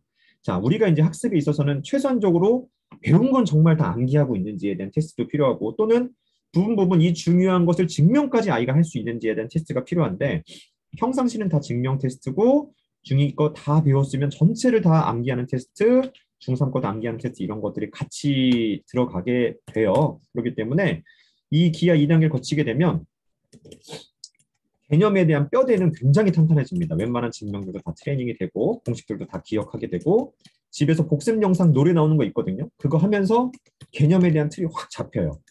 그러면 개념은 잘 잡혔고 심화 문제들도 보는 눈들이 이제 다 잡히게 됩니다. 자, 그럼 여기까지 다 됐어요. 그 상태에서 자, 그럼 이제 기하에 대한 성취도가 이제 확 올라왔어요. 그럼 그런 친구들이 선택을 하게 됩니다. 와, 이제 기하를 보는 눈이 좀 생겼는데 나는 조금 더 많은 문제를 꼼꼼하게 서술형으로 다 풀어보고 하면서 선생님한테 확인받으면서 기하를 더 탄탄하게 하고 싶어. 아, 나는 조금 더 심한 문제를 보는 눈을 키우고 싶어. 그게 2.5단계야 3단계인데 사실 2.5단계, 3단계는 꼭 순서가 반드시 2단계, 2.5, 3단계로 꼭 해야만 하는 건 아닙니다. 2단계와 2.5, 3단계를 병행하는 친구도 있고요. 어떤 친구는 3단계 먼저 하고 후에 2.5단계를 하기도 해요. 문제를 좀 더 경험 다시 해보려고. 그래서 왜냐하면 좀 보는 영역 자체에 강조하는 방식이 좀 다른데 개념이 잘 잡힌 친구들한테 문제를 자기가 막 생각을 이끌어내는 게 2.5단계고요. 3단계는 더 심한을 보는 눈을 갖는 거예요. 그러니까 뭐 영어, 전 사실 뭐 영어 잘 못하지만 영어로 얘기하면 이런 것 같아요. 웬만한 좀 응용, 좀 약간 적당히 응용할 만한 글을 써내려가는 거죠. 문법이랑 뭐랑 막 다 공부했어요. 2.5는 생각을 이끌어내서 쓰는 겁니다. 직접. 그게 2.5고요. 3단계는 더 심한 문장을 해석하거나 막 그렇게 하는 능력치를 키우는 거예요. 이해되시나요? 3단계는 3단계 가서 좀 얘기 드릴게요. 2.5. 라이팅과 리딩의 차이인가요? 네. 네. 자, 2.5단계는 이제 책을 2권 사용합니다. 2권 사용하고 평균적으로 그러니까 난이도는 A급 수학 평균적으로는 B스텝에서 A스텝 뭐 사이 정도에 해당되는 문제 구성인데 근데 이제 지금 여기서 이제 이 2권의 책을 사용하는데 수업책에서 평균적으로 아이고 잠시만요. 평균적으로 한 30문제 정도를 보게 됩니다. 평균적으로 30문제인데 좀 어려울 때는 한 20문제 정도 나갈 때도 있어요. 근데 문제 나가면서 아이들한테 매 수업 한 문제마다 한 3분 정도에서 어려운 건 4분까지도 줍니다. 고민할 시간을 주고 그래서 그 고민하면서 제가 아이들이 저 풀었어야 하면 돌아가면서 계속 제가 다 확인을 해요. 이거 다시 해. 너 과정 틀렸어? 아니면 뭐 맞았어? 해서 맞았으니까 다음 문제 넘어가. 이렇게 하는데 올바른 합동 조건이나 그런 걸 반드시 다 적어야 하거든요. 그럼 이제 여기서는 그동안 열심히 했던 친구들도 여기서 이제 막 생각보다 어려워해요. 자신이 합동 조건을 그렇게 잘 찾지 못했다라는 사실에 놀라기도 하고 그리고 논리적인 소수를 잘 못하는 친구들도 있고 한데 또한 지금까지 학습에서 많은 아이들이 오랫동안 고민하는 그 능력치가 별로 없었어요. 한 문제를 오랫동안 고민할 수도 없었습니다. 왜냐하면 과제들이 너무 많잖아요.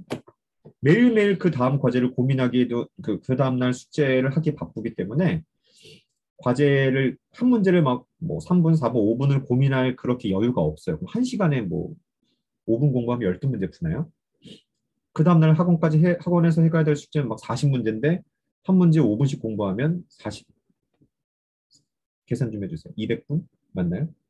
40문제 5분 200분 200분이면 뭐 3시간 넘는 거죠. 그렇죠? 그러기 힘들단 말이에요. 그래서 그런 고민하는 힘 자체가 부족하기 때문에 그런 고민하는 힘도 길러주고 올바른 과정을 책 전체를 서술형으로 풀게 됩니다. 그 다음에 수업에서 오늘 만약에 한 30번까지 배웠어요. 그럼 그 수업책을 주고 가요. 학원에. 그 다음에 과제로 그걸 다시 한번 서술형으로 내게 됩니다. 서술형을 풀고, 자, 이게 서술형을 풀게 되는데, 이 서술형으로 풀었을 때 제가 요거를 좀 띄워서 보여드릴게요. 학생이 문제를 먼저 풀고, 저한테 확인받고, 발음 풀이인지 확인받고, 이걸 계속 수업에서 진행을 하고, 테스트를 이제 진행하고 이제 하는데, 숙제에서, 자, 집에 이제 숙제를 가져갔습니다. 가져가서 2.5의 컨셉의 가장 중요한 것은 모든 채점을 다 제가 직접 합니다. 부모님이 채점하지 않아요.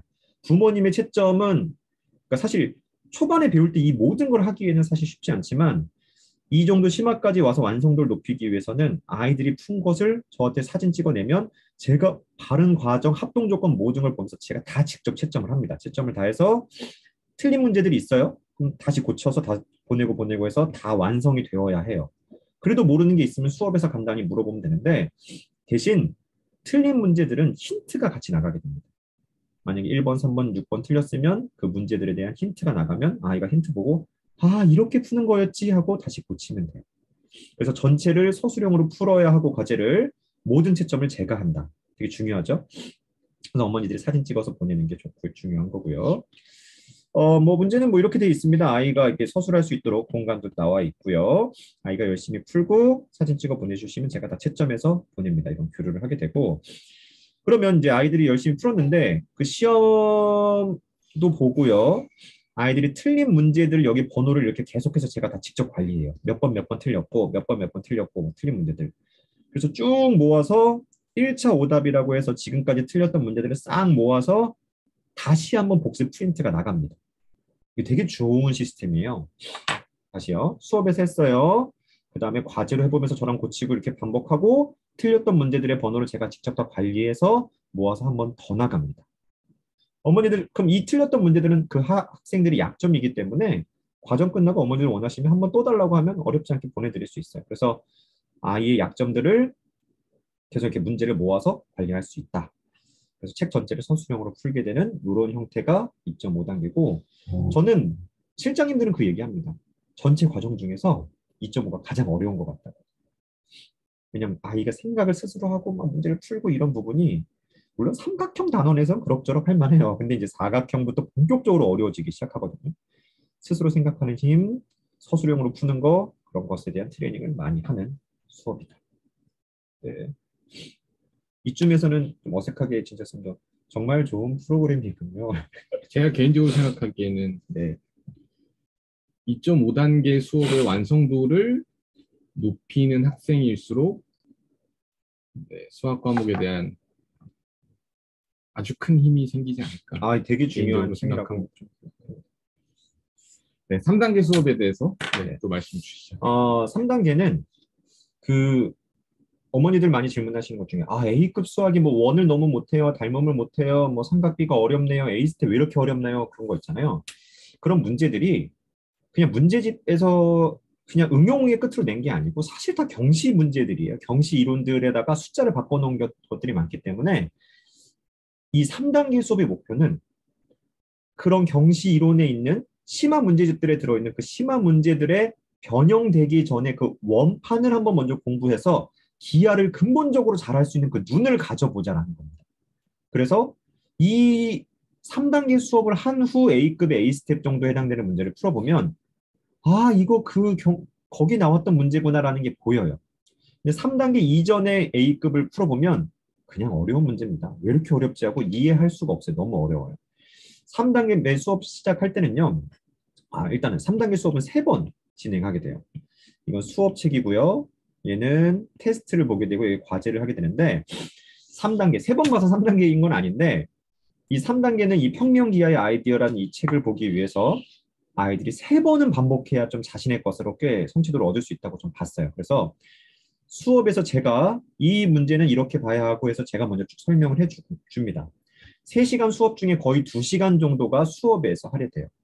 그럼 테스트를 뭐 하게 되냐면 보통 경시나 이 심화 수업은 수업 나가고 그중에 몇 문제를 테스트 보는 경우들이 많아요. 조금 몇 개만 뽑아서. 저는 배운 모든 문제를 테스트합니다. 오늘 10개 배웠으면 10개 다 테스트. 여기서 테스트는 아예 우리가 이제 지식을 책에 남기는 게 아니고 머리에 남겨야 되잖아요. 그렇기 때문에 1번부터 10번까지 배웠다면, 자, 1번 딱 공부하고, 아, 이렇게 됐구나. 책 덮고, 테스트 책에 쭉 2에서 쭉 서술해 나가야 됩니다. 서술해서 제출하고, 저한테 이제 확인받고, 그 다음 2번 공부하고, 이런 식으로 해서 하는 거고, 중간에 막히면, 선생님 저 좀만 도와주세요 하면 제가 간단한 힌트 정도는 줘요. 야, 요거잖아. 아, 그럼 해서 하는데, 그래도 모르겠다? 다 지우고 다시 처음부터. 그래서 지식이 머리에 남도록 하는 게 이 테스트고요. 그 다음에 그걸 다 통과해 집에 갑니다. 그 다음에 과제로는 집에서 한 번 더 그 과정을 하는 거예요. 그래서 그 다음 시간에 와서 저한테 검사 받는 거였는데 총 세 번은 이제 반복을 하게 됩니다. 세 번.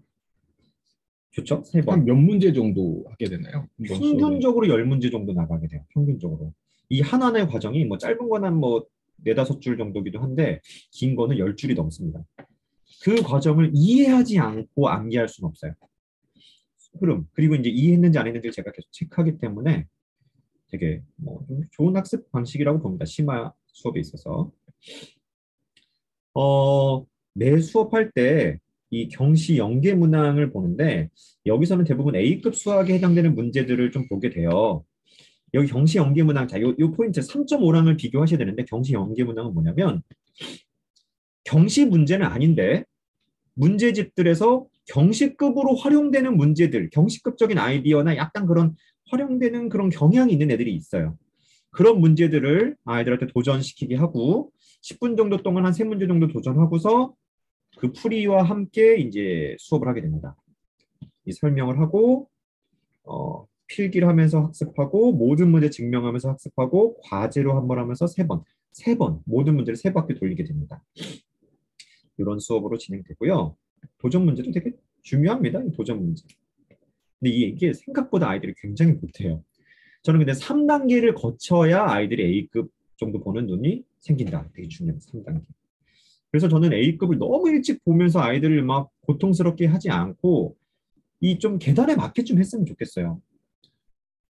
그런 경우들 너무 많아요. 막 좀 되게 속상하거든요. 저희 아이 지금 2-2 딴 학원에서 선행 나가고 있는데 센이랑 A급으로 하고 있어요. 아니 어떻게 A급을 소화합니까? 그게 A급 시스템, 그러니까 A급 A 스텝은 이 제가 중간중간 문제를 줘도 아이들이 이렇게 매끈하게 이렇게 잘 못 풀어내요. 특히 이제 중2까지는 그럭저럭 버텨도 중3에서는 너무 치명적입니다. 단계에 맞는 학습 되게 중요합니다. 뭐 워크북은 이런 식으로 구성이 되어 있고요. 아이들 그림을 필기하고 이렇게 필기 적고 이런 식으로. 딱 봐도 어렵죠. 재밌겠네요. 네. 마지막 3.5단계 수업이네요. 3단계와 3.5단계의 차이를 잘 이해하셔야 되는데 3.5는요.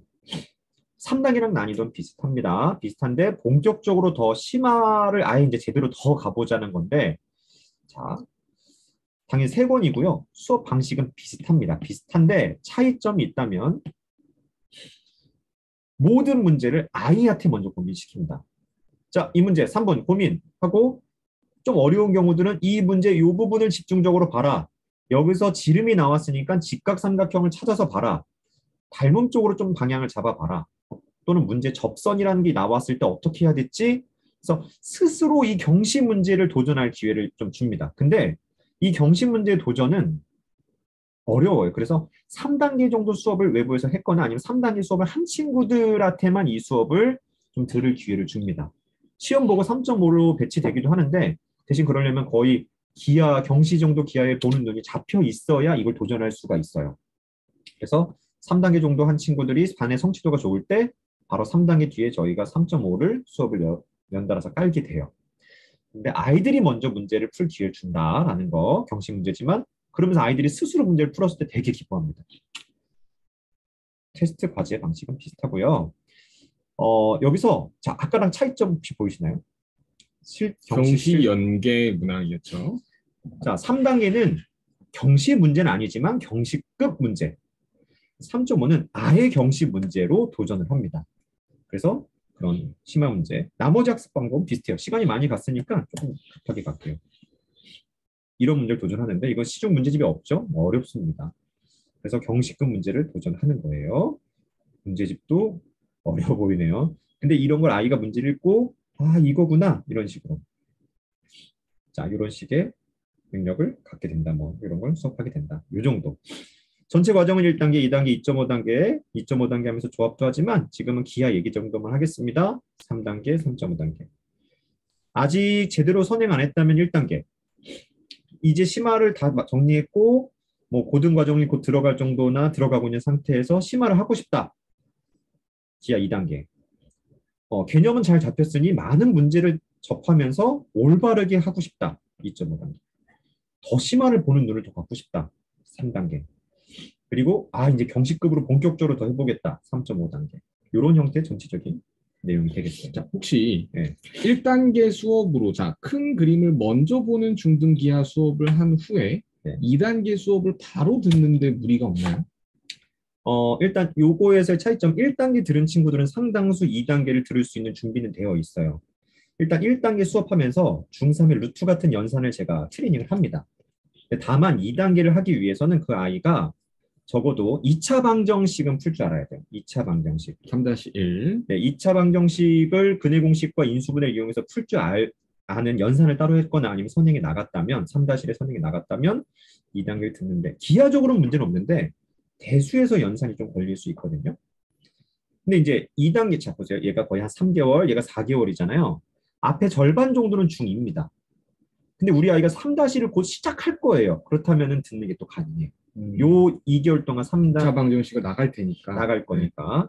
대신 저희 상담 실장님들과 이렇게 해서 이 부분이 공유가 돼야 되고 약속이 돼야 됩니다. 저희 근데 못 나갔어요. 그러면 여기서 막혀요. 근데 연산만 따로 한다면 그렇게 어려운 과정은 아니에요. 오히려 인수분해, 근해 공식에 대한 풀이 정도는. 자, 이렇게. 아니면 중간에 2단계 수업을 듣기 전에 네. 뭐 일품이나 어떤 심화 교재로 네. 그 중등 과정에 대한 학습을 한번 해보고 2단계 수업을 듣는 건 어떻게 생각하세요? 이제 이런 차이가 있죠. 저희도 지금 평일 과정들이 좀 있잖아요. 1단계 거치면서 재밌어. 그러면 여기 때 평일에 이제 저희 대수도 있고, 뭐 진철생 대수도 있고, 제 기하도 있고, 이 평일 정규반에서 조금 더 이어서 완성도를 키우고, 그러면서 거기 고등과정 들어갈 때쯤에 기하 2단계를 들어가면 가장 또 균형이 좋아요. 좋습니다. 그럼 이 과정이랑 뭐랑 서술 그런 것들을 딴 데서 저희 이상하게 해갖고 왔는데 저희를 잡아주세요가 아니라 애초에 잡아가면서 할 수가 있어요. 이 정도. 일단은 자, 이게 마지막이죠, 그렇죠? 네. 저희 준비한 얘기는 다 했고 이제부터 본격적으로 다 했는데 이제 본격적이래. 본격적으로 이제 질문들이랑 그런 거를 좀 해 나가봐야 할 것 같습니다.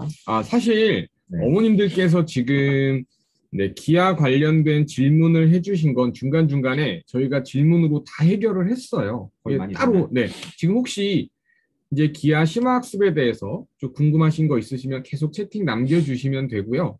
네, 혹시 질문이 없으시면 그 외적인 따로 질문하신 것들도 한번 받아보도록 할게요. 요거 해결하신 거군요. 네, 제가 궁금한 게 아니라 어머님이 질문하신 거를 자연스럽게. 네. 뭐 이런 약간 구체적인 얘기나 이런 거 해결 다 됐나요? 네, 다 말씀드린 거고. 네. 혹시 이제 또 궁금해하신 질문 중에 경시 공부 꼭 해야 되나요? 그러니까 기하에 국한된 얘기는 아닌데 경시 공부. 네, 어머님께서 또 질문을 해주셨습니다. 경시 경험해야 되나요? 어렵죠. 근데 경시 저는 이제 목표가 무엇이냐, 뭐 특목고, 뭐 사실 이제 우리 특목고들도 여러 가지들이 다 없어지거나 뭐 축소되거나 할 수 있지만 근본적으로는 어찌됐건 아이가 좋은 학습을 하는 건 거잖아요. 심화까지 볼 수 있는 분. 근데 이제 각 학교별로 이제 중학교에서 사실 중학교 1학년은 요즘 시험이 이제 없고 중학교 2학년 때 시험 보면 정말 놀랍니다. 평균을 이렇게 만드는 시험이 나오다냐면서 진짜 어렵게 내거든요. 근데 그렇게 어려워 아이들도 공부도 더 열심히도 하고 그런 부분에서도 연결되는 거겠지만 그 심화 문제를 푸는 눈. 자, 근데 그 심화 문제가 그냥 우리 아이는 그 심화 문제들 다 외우고 유형으로 익혀서 했어도 있지만 어떻게 세상에 있는 문제를 다 외웁니까? 신유형이 나오면 어떻게 할 거예요? 선생님이 만약에 새롭게 뭐 개발한 문제들. 근데 그 새롭게 개발한 문제들이나 그런 것들은 기본적으로 그게 응용의 끝이라면은 그 문제 조건을 통해서 아이가 분석해서 할 수 있는 아이디어를 얻는 훈련이 돼야 될 거고 그리고 그게 응용의 끝이 아니라 사실상 경시 문제를 끄집어내렸어요. 그럼 뭐 대놓고 경시한 아이들만 풀라는 거잖아요. 그럼 그 경시를 직접 하지 않더라도 전 세미 경시라는 이름으로 불러볼까요? 준 경시에 해당되는 내용까지 아이가 공부해서 그런 두루두루 볼 수 있는 눈이 갖춰져 있다. 그런 친구들은 당연히 심한 문제를 풀기에 유리하고 중학교에서도 유리한 위치에 갈 수 있거든요. 그래서 경시의 유무, 경시를 저는 약간 이렇게 경시를 할지 안 할지 경계선보다는 세미 경시 수준까지는 저는 연속선상이 있다고 봅니다. 중등 심화까지 하고 고등하면서 약간 그 세미 경시 정도 해당되는 내용까지 배우면서 중학교에 있는 학교 시험까지 가는 이게 연속선상에 있는 건 거고 경시를 본격적으로 더 갈지 안 갈지는 이 세미 경시 정도 후에 판단하는 게 맞다라고 보고요. 그래서 웬만한 친구들은 경시 유무에 판단할 수 있는 순간들은 고등 수학 한 하 정도, 고등 수학 하를 잘 받아들이는 정도나 세미 경시를 잘 받아들이는 정도에서 판단할 수 있지만 저는 약간 상위권을 원한다면 세미 경시 수준까지는 근본적으로 다 가보고 그 후에 이제 아이의 성취도랑 그런 거라고 해서 판단하면 된다.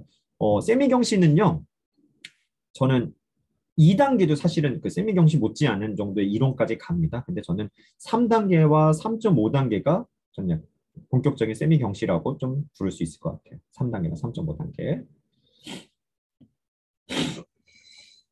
그렇군요. 제가 선생님께서 이제 설명해 주시는 이야기 중간중간에 네, 제가 이제 학부모의 입장에서 궁금한 질문을 한 개 드려보고 싶어요. 아까 이제 그 채점에 관련된 말씀을 나누다가 갑자기 합의 없이. 네. 네. 이제 어머님께서 네. 네, 마음을 잘 아시네요 하고 이제 제 이야기에 공감하신 것 같은데 아이가 이제 문제를 풀기가 좀 힘들어합니다. 근데 뭔가 힌트를 주고 싶어요. 근데 그 힌트를 주는 어떤 시점이나 네, 그런 방법에 대해서 한번 여쭤보고 싶어요. 아이가 잘 따라가면 좋겠는데 이제 그렇지 않은 친구의 경우에 그렇지 않은 뭐 힌트를 네, 주는 뭐 시점. 답안지를 보고서든 그게 물론 선생님과 함께하는 시간이라면 좋을 텐데 그게 아니라면 어머님께서라도 뭐 답안지를 보시면서 이게 이렇게 적혀 있다라는 힌트를 주는 시점 아이가 어느 정도 고민을 해봤느냐 네, 혹시 네. 근데 이게 너무 어렵습니다. 뭐냐면 너무 많은 그 뭐냐면 기본을 배울 때, 응용을 배울 때, 심화를 할 때 그 난이도의 문제가 그냥 뭐 응용 문제 수준일, 그러니까 기본 문제일 때, 응용 문제일 때, 경시급일 때에 따라 너무나도 약간 그게 얘기하기가 어려울 것 같은데 저는 뭐 그냥 대략적인 어느 뭐 그냥 한 경우 정도만 잡아볼까요? 뭐 이제 기하 한뭐 2-2 정도까지 하고 있고 처음 본 아이는 아닙니다. 처음 볼 때 이렇게 어려운 문제집 하면서 왜 응용을 못하나 보조선을 못 끄나 생각하면 안 돼요. 첫 번째는 약간 끌어가면서 해야 됩니다. 만약에 집에서 한다면 도무지 모르겠으면 답안지에서는 이렇게 했대 이렇게 하는 것도 있나 봐 하면서 어머님이 그렇게라도 끌어주는 것도 방법일 수 있습니다. 처음에는. 물론 학원에서는 좀 다르게 하겠지만 근데 약간 이제 응용 정도 이제 과정으로 넘어갔고 그 응용 과정 속에서 어 학원에서 이제 배운 게 이제 숙제가 근데 이제 학원에서 배우는데 숙제가 넘어갔다면 엄마가 도와주면 안 되는데요. 그러면 숙제 말고 자 집에서 엄마가 어찌됐건 뭔가 같이 문제를 풀고 싶은데 거기서 아이가 좀 어려워해. 자 그럼 저는 이렇게 했으면 좋겠어요. 만약에 근데 이게 추가로 문제를 풀까요? 잠깐 다시요. 일단 학원 숙제를 엄마가 그냥 불가피하게 도와줬다고 해볼게요. 네. 일단은 저희는 어려운 문제를 사진 찍어서 선생님한테 보내라고 합니다. 일단 저희는. 그래서 저희가 힌트를 줘요. 힌트를 주고 아이가 해볼, 뭐 바로바로 답변 될 때도 있고, 사실 저녁에 온 거 그 다음날 오전에 대답할 때도 있는데, 아이가 하게 합니다. 근데 어머님이 이제 뭐 도와줄 수밖에 없는 상황이라면, 사실 어머니들이 이 학습에 전문가는 아니니까 힌트를 주기 힘들죠. 일단 최소한 아이가 3분이나 5분 정도 고민해봤는지, 그리고 모든 문제를 꼼꼼히 해보고 다양한 체크를 해봤는지 정도까지는 해봐야 됩니다. 해봐. 그냥 모른다고 쉽게 하지 말고 해봐라는 것까지 해야 되고, 그 후 모르겠다면 첫 번째 힌트는 요거 지름이라는 단어 봤어? 그게 의미하는 게 무엇인지 생각해봐. 힌트가 아닌 거예요. 어렵네요. 힌트가 아니고, 그러니까 힌트의 한 종류지만 이 부분에서 확장할 수 있는 개념이 무엇인지 생각해봐 해서 가장 낮은 단계. 그러니까 우리가 이제 학습이라는 게 아이들이 힘들 때마다 계속해서 밀어주고 끌어주는 게 아니라 닿을 듯 말 듯 하면서 아이가 조금씩 앞으로 가게끔 하는 게 되게 중요한 거잖아요. 아주 가장 낮은 단계부터 요거 한번 해봐. 요게 중요해. 접선. 접선이요? 접선, 수직, 길이가. 그래도 못해. 그러면 여기서 수직이란 성질이 있었잖아. 수직이요. 어른들은 쉽지 않으실 것 같은데. 그런 힌트를 제공하는 게. 전문가한테 맡겨야 합니다. 근데 진짜로 이게 이것만 계속 뭐 10년 동안 하고 몇 년 동안 한 사람들, 웬만한 강사들도 이렇게 힌트 체계적으로 잘 안 나눠지거든요. 그러려면 계속 붙어 있어야 되잖아요. 애 옆에. 과제할 때. 그렇죠. 그래서 이게 좀 어려워요. 그리고 이제 그렇게 다 도와줘서도 안 되겠지만 어쨌든 도와주려고 할 때도 집에서 진짜 도움이 된다면 문제에 있는 선 중에서 이게 만약에 그 그림이 안 나온 보조선이 문제집에 나왔다 그러면 정 어려우면 이런 식으로 연장 한번 해서도 한번 고민해 볼래? 이런 걸 어머님이 조금씩 하나씩 해보는 건 좋지만 포인트를 잡아서 이때 어떤 생각을 이끌어내야 되는지 하는 거는 어렵지만 좀 뭐 전문가의 영역일 수 있습니다. 하지만 그렇게 해야지 학습에 도움되죠. 그냥 답을 다 보게 되면 왜라는 이유나 하나하나 요 단서 속에서 이 생각이 이렇게 넘어가는 그 자체가 형성이 안 될 수가 있어요. 네. 네. 어머님들께 질문해 주신 거, 네, 질문 몇 개 더 해볼게요. 혹시 이제 아이가 현재 중등 과정을 마쳤습니다. 중1이고요. 1단계 수업을 먼저 시작해야 하나요? 1단계부터 해야 하나요? 이렇게 물어보셨어요. 지금 중1이고요. 네. 중학교 과정은 마쳤어요. 중학교 과정을 마쳤으면요? 아닙니다. 중등 과정에 마쳤으면 대부분 2단계 대상인데 저희한테 이제 시험을 보면 그 결과가 나오는데요. 테스트 보는 게 가장 정확하고 뭐 그냥 간단하게 미리 얘기 드리면 중등 과정에 마쳤지만 기하는 선생님 저희 그냥 안 배운 거는 다름없는 것 같아요. 너무 약해요. 하면 1단계부터 우리 쉽게 가보자라고 하는 방식도 가능합니다. 부담 없이 재밌게 거기서 익혀가면서 복습하고 2단계로 넘어가자. 그것도 학습의 전략일 수 있는데 보통 중등 과정을 어느 정도 했다면 다 어느 정도의 능력치는 있거든요. 그러니까 기하 2단계가 일반적인 어떤 반 배치가 되는데 테스트 통해서 그리고 그 아이의 상황에 맞춰서 최종적으로 좀 확정하게 됩니다. 네, 이제 어머님들께서 해주시는 다른 질문들은 이제 기하 심화 학습에 대한 말씀이라기보다는 저희 이제 SM 수업에 관련된 질문들이 이제 남았어요. 쭉쭉 네, 갈까요? 걔네들을 이제 진행 한번 해보겠습니다. 자, 방학 특강에 대한 말씀을 많이 물어보시네요. 1월 오픈인가요? 2단계 수업에 대한 추가 오픈 계획은 네, 일단 어떠세요? 방학 시간이 사실 내부적으로 좀 확정은 되어 있는데 뭐 월수금 뭐 정도의 2단계와 1단계 각각의 특강들이 이루어질 계획을 뭐 내부적으로는 잡고 있습니다. 아직 뭐 최종 확정은 아니지만 그리고 이제 오픈은 학생들의 대부분의 주를 이루고 있는 방학 일정과 맞춰지긴 할 건데 1월 또는 뭐 12월 약간 말경에 오픈하게 되겠죠. 그거는 대다수의 학교 학사 일정에 맞춰서 최종적인 확정은 될 거고 지금은 약간 조금 더 확인하면서 확정을 하도록 할 거예요.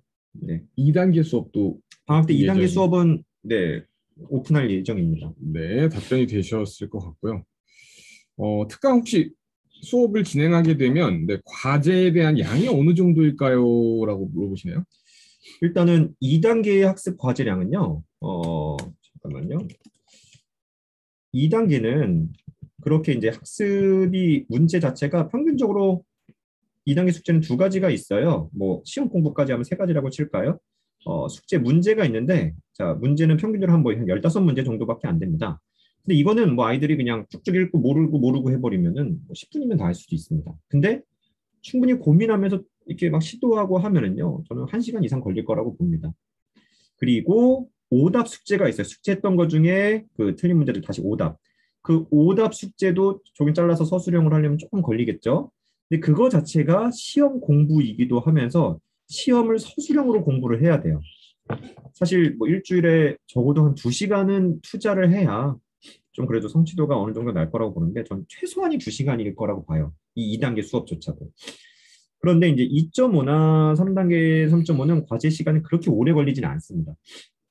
대신 2.5는 서술형으로 풀어서 사진 받고 틀린 거 또 고치고 하면 조금 교류하는 데 시간 걸릴 수 있지만 2.5는 평균적으로 한 25문제 정도라고 보시는 게 적절할 것 같고요. 많을 때 뭐 30문제 좀 넘을 때도 있지만 그거를 다시 서술형으로 푸는 데는 1시간 다시 푸는 거기 때문에 1시간 정도면 보통 될 거예요. 교류하는 것까지도 1시간 반에서 최대 2시간. 3단계와 3.5단계는 확실하게 한 1시간 안쪽입니다. 다시 한번 서술형 하는 거기 때문에 이 정도.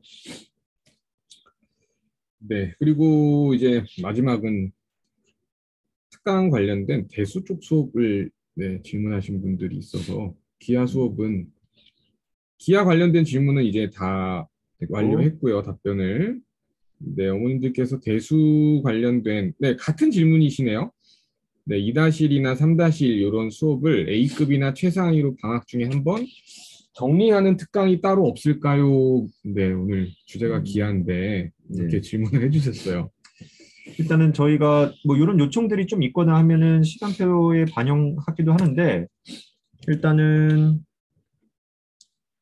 지금 방학 동안에 이제 중등을 다시 한번 정리하는 수업, 2-1, 3-1을 정리하는 수업은 계획이 있습니다. 있는데 A급까지는 안 하고 한 최상위 정도 수준으로 정리하는 수업은 하게 될 것 같아요.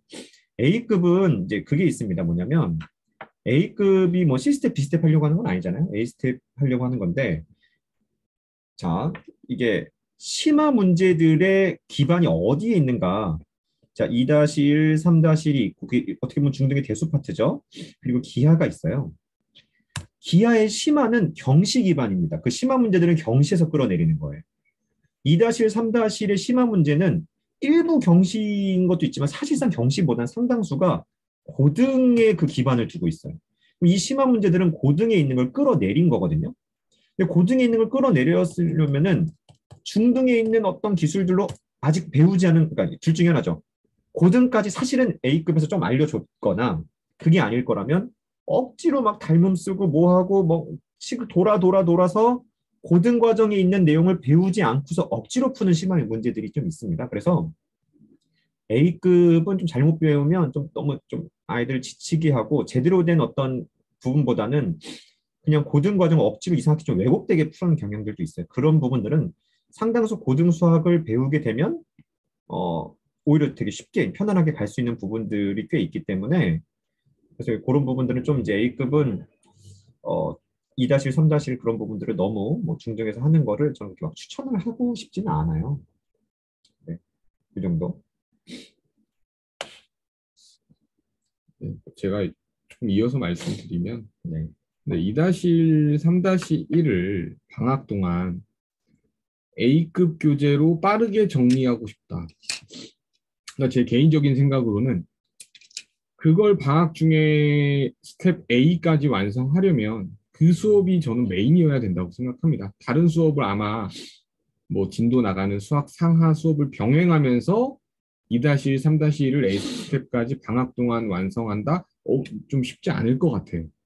네, 그러니까 혹시 그런 수업이 있다면 아마 어떤 특정한 문제들을 발췌하거나 아니면 대부분의 문제를 아이 스스로 해결하고 수업 중에 뭐 한 세네 문제 정도 한 단원에 그렇게 소화하는 정도의 수업 아닐까라고 생각해요. 그래서 이제 그 목표를 어디다 두시느냐. 스텝 A를 정말 완벽하게 하고 싶다. 그러면 C하고 B 스텝 드러내고 스텝 A만 단원별로 공부를 하는 뭐 수업이라든지 그렇게 생각하시는 게 좋을 것 같습니다. 자, 오늘 일단 질문은 네, 다 마친 것 같고요. 뭐 갑자기 어머니들 궁금하신 거 있으시면 글이 완성 안 됐더라도 올려주세요. 저희가 답변해드리고 시간이 1시간 반 가까이 했어요. 이게 유튜브에 올려도 시간이 너무 기니까 어머니들이 쉽게 클릭을 못 하시고 이게 작정하고 봐야 하겠다. 근데 여러 가지 지금 설명이 못지않게끔 사실 예전처럼 설명회를 이렇게 다 하기 쉽지 않을 것 같아서 좀 세부적인 그런 얘기들을 자세히 하기 위한 그런 과정으로 좀 잡아본 겁니다. 네. 중간중간 질문을 한 게 좋네요. 네. 그냥 막 네. 생각날 때마다 네, 하시면 저희가 다 정리할 거예요. 네, 후반에 저희가 막 설명회 하듯이 앞쪽에 쭉 하는 것보다 네, 중간중간 질문 해결하고 하는 게 좋은 것 같습니다. 어머님들 아마 들으시기에도 더 편할 것 같고. 자, 그러면 어느 정도 답이 된 것 같고요. 다음 주 주제 뭐죠? 다음 주 주제요. 네, 다음 주 주제는 빨리 찾아야 돼. 네, 제가 여기 있습니다. 중등 대수 심화 학습. 주제는 고등 과정을 시작하려는 학생들의 어, 중등 대수 심화 학습 그리고 고등의 연계성. 네, 이런 주제로 약간 중등 거의 다 끝나고 고등 정도 들어갈 학생들, 그런 친구들이 어떻게 공부하는 게 제일 적절한가, 그것에 대한 얘기를 해주신다는 거죠. 다음 시간 네네. 아마 제가 인터뷰를 하고 하는 형식이 될 수도 있을 것 같은데, 일단 다음 시간에도 대수, 사실 SM에듀가 기하가 이미지가 좀 세긴 하지만 대수도 다 잘 가르칩니다. 저희 한번 다음 시간에도 많이 참여해 주시고 여러 가지 학습 관련된 얘기들 나눠보도록 할게요. 네, 네, 감사합니다.